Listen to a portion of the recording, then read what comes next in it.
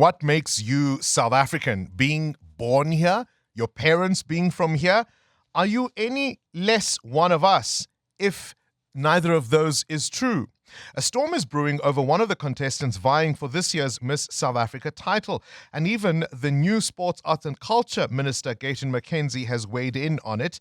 Not for him, the participation of one Chidimma Adetshina. Born to a mother of Mozambican descent and a Nigerian father, the minister says, of course, he's awaiting more facts. But he does insist we cannot have Nigerians competing in our Miss South Africa competition. And if she's South African, we will wish her well. But if she's not South African, we can't have her represent us on the world stage. Where I am sitting now, I don't know. I am waiting for answers. But they say it's xenophobic when you ask the question. How can it be xenophobic? We must ask questions. My surname is Mackenzie. So some people ask me, you South African? Because my surname doesn't sound too South African. I don't get offended like, no. Why are you asking me that? We must start to listen to each other. We are being overrun here by illegal foreigners. Not, the emphasis on illegal. People on the ground are feeling the pain. I can't now, because I'm a minister now, I must now stop talking about the problems. Illegal foreigners got all the jobs here. They're taking over everything. And it's a problem that we need to speak about in the restaurants. They're the only ones working. To be fair to the minister, he has said he's still going to establish the facts so that he can come to a conclusive decision. Well, the EFF Member of Parliament, Naledi Chirwa, is having none of that and joins us as our big interview this morning. Thank you for your time and welcome to 702 Breakfast. Hi, Bongani. Thank you so much for having us. Your party's view is that all of these questions are ultimately simply Afrophobic. Am I correct?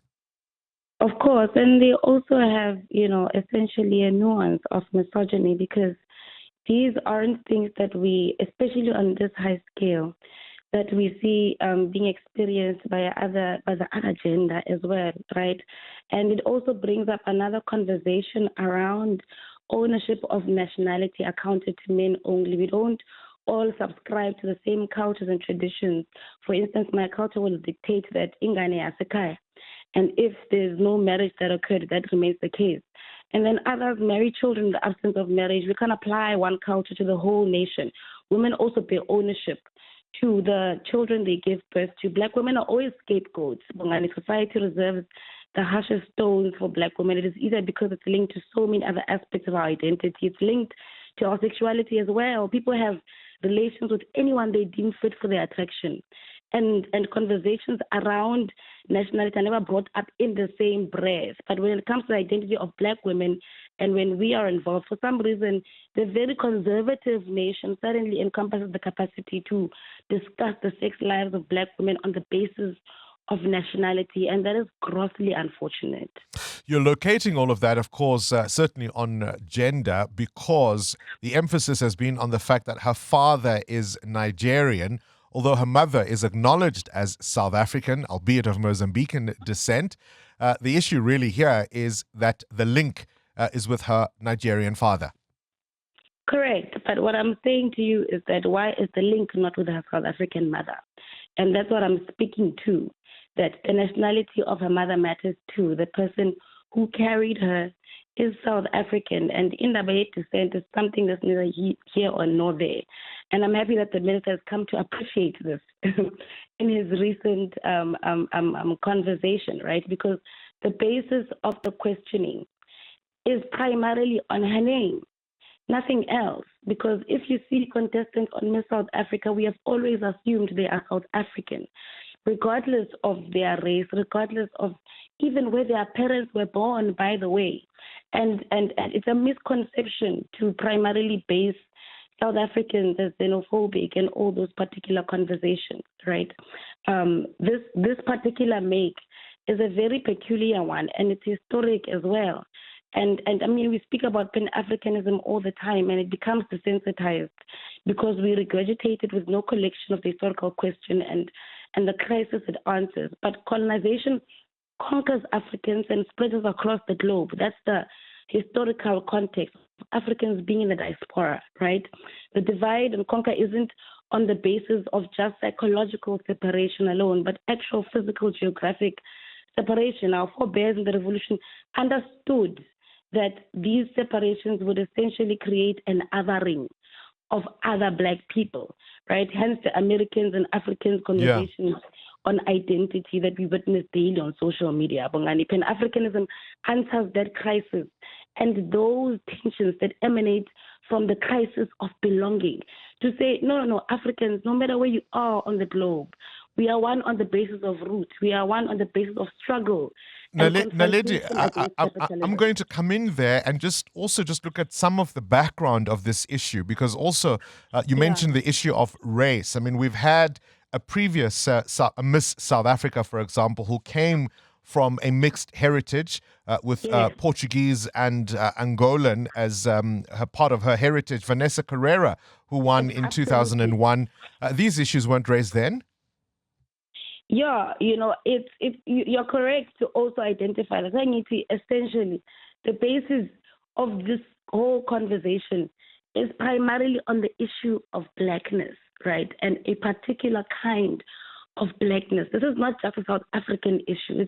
It's an issue that many people, especially African people, have across the diaspora.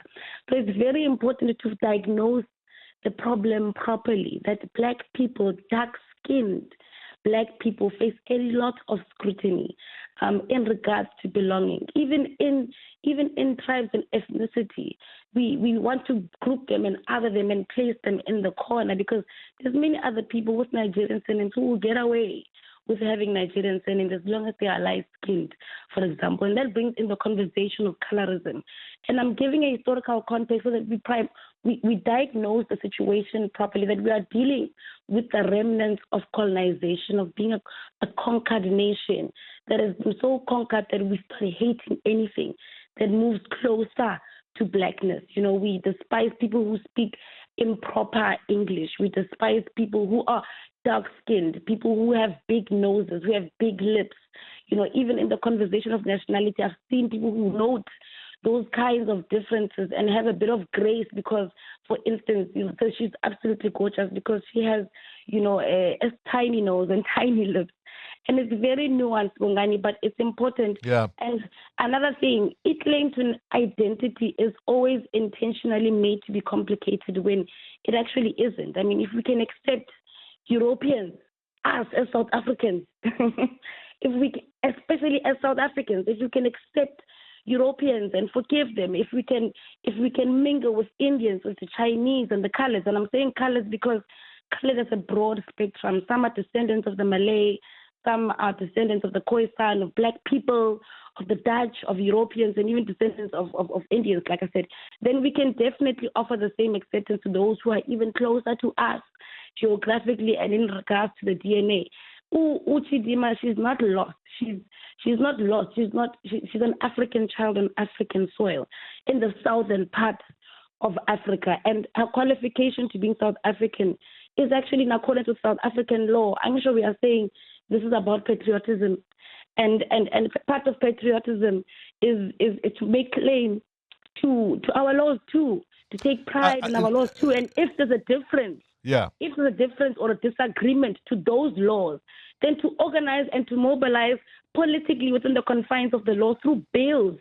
Gayton is a minister, and he's got the freedom to place those bills of his ideas in the House of Parliament to change the regulation.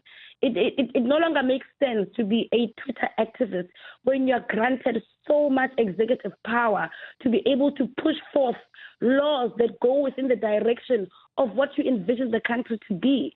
There's no excuse anymore, and this just brings forth the disingenuousness of this whole conversation and the fact that people are being abused for their sensitivities and their vulnerabilities by people who hold national responsibility to protect the rights of humans. All right, to be fair, the minister has said he's going to do a lot more digging and come back, so he hasn't made a definitive pronouncement on this issue. But Naledi Chirwa is an EFF member for Parliament. Current events, developing stories, tough questions, your voice making a difference. This is Breakfast with Bongani Bingwa.